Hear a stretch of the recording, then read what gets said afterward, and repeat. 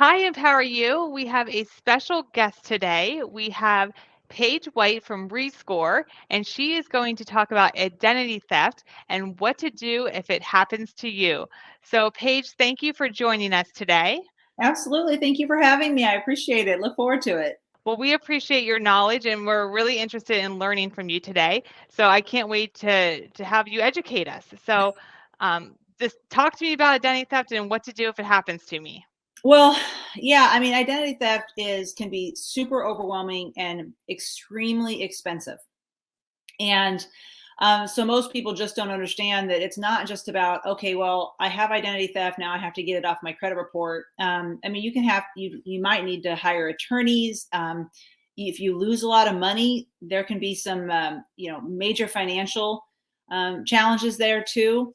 And there's medical fraud, there's medical ID theft, and that type of stuff. So it's really important to protect yourself when it comes to your credit, and obviously that's what we specialize in. Is always having a credit monitoring site to track your credit. I would say that is probably the first thing that everybody needs to do. And I don't necessarily have a favorite website or monitoring site that you would want to use. We use ID Club, and we have a link that we can send out to people.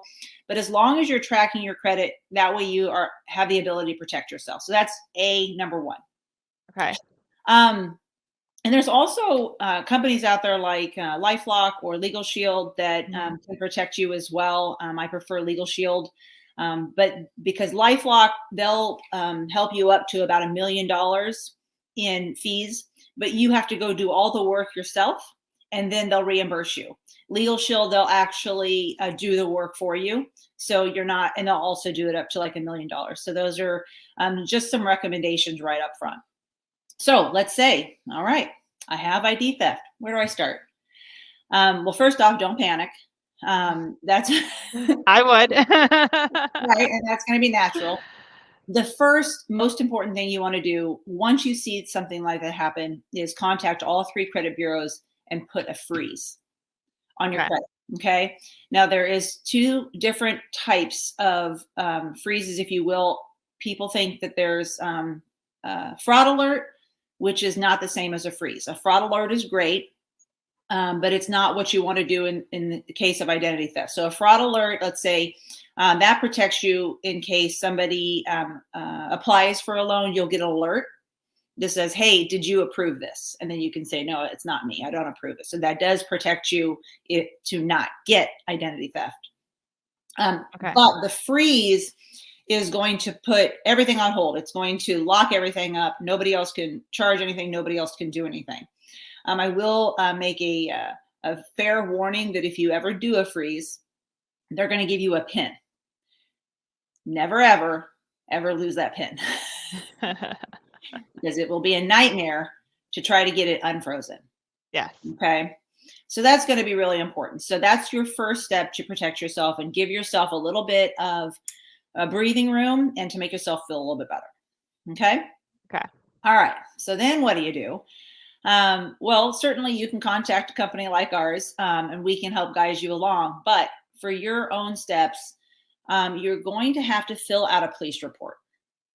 So the reason why this is important is because there is, oddly enough, a lot of fraud on the other end when it comes to people claiming identity theft when there really was not truly identity theft. They're just trying to get out from having to pay their bills, or they're fraudulently stating that they had ID theft.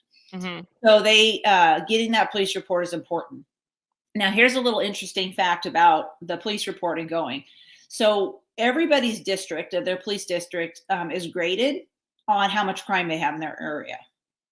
So ID theft is considered a crime.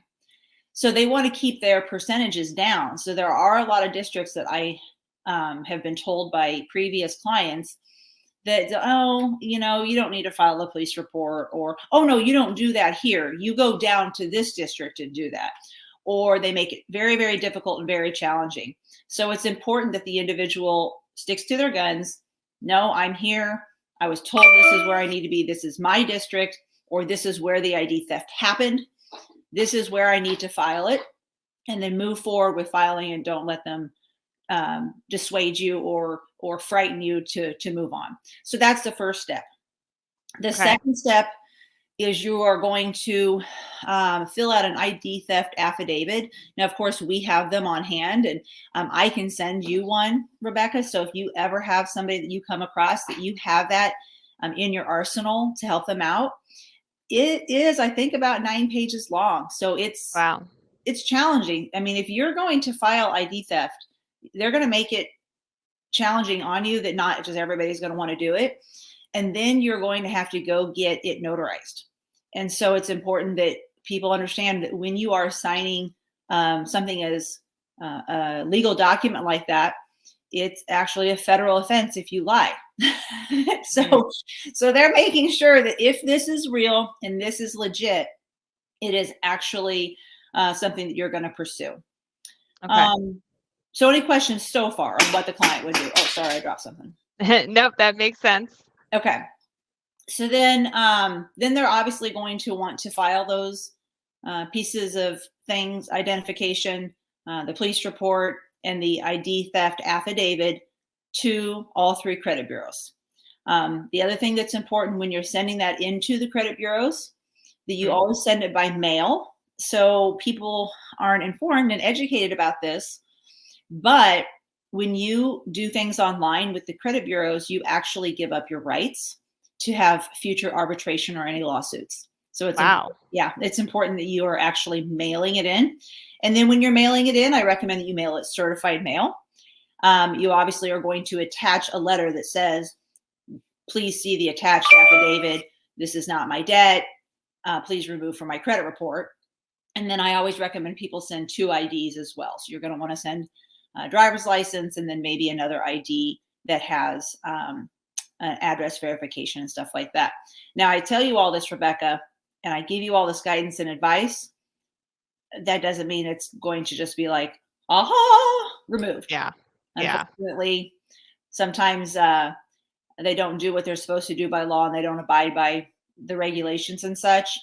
So that's why, we're here to help if anybody needs that additional help or push. What if it's like, in the mortgage industry, we pull a lot of credit reports and we see like junior, senior, you know, son has dad's credit or vice versa on the credit Mhm. report. Yeah, that's not going to be the same as identity theft. Correct. Correct. Yeah, that's just going to be, you can, it depends on how, I mean, you can just first off just send in a dispute stating that is my dad, or that's my son, or Okay. so you can send it in just like that. But if you are having difficulties, then you can send in an affidavit of fact. That's going to be completely different. The affidavit of fact is also something that you're going to get notarized and send it in with a statement stating that's not my debt. This is my Okay. father's. This is whatever. But it's similar Okay. but different. Okay. All right. Is there anything additional we should add to that? No, again, just going back to what I said about making sure that you have that monitoring site set up at all times. I can also send you the link that we use if you have anybody that would like to have this type of monitoring site. Also, Credit Karma, for instance, is free. Nothing wrong with Credit Karma. It only has 2 of the 3 credit bureaus. That's why I don't necessarily advise towards it. But another thing is, it's good for you and all of your clients or your circle of influence to know is that when you are looking at a credit monitoring site, as we're encouraging you to get one, don't get upset or excited about those scores. Those aren't your Yes. FICO scores. And you can obviously educate your clients on that. Just knowing that that's a protection for you to be able to track your credit, not your credit scores. Absolutely.